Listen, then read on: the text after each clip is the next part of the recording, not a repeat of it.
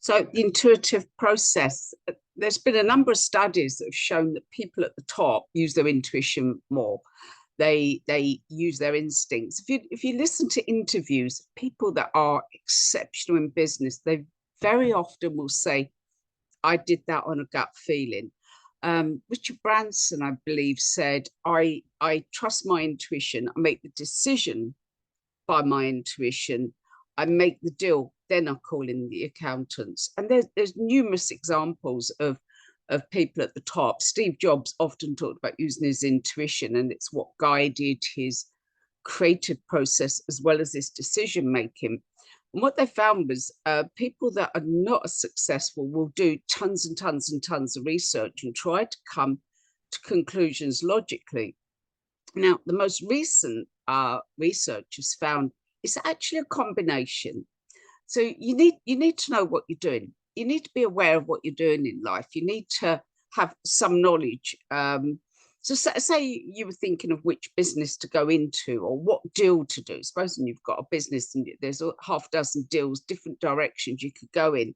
And this is you do a certain amount of reading, you do a certain amount of research on each, then you'd go with your gut.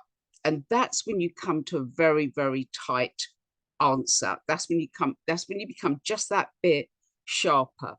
When you've done some research, but you've not read it. We can't get through the amount of information we're bombarded with. You spend the rest of your life. I know people spend 10 years just going, "Oh, I'm going to do something soon," and they never do. They never ever do.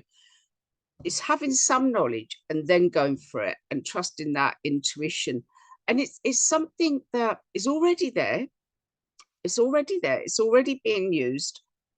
I teach you how to identify how your intuition works, but you know it on some level, a good feeling, a bad feeling, that, "Ooh, I better be careful here," or, "I don't know why I really want to go for that." Just that alone will guide you. And so start really listening and be aware.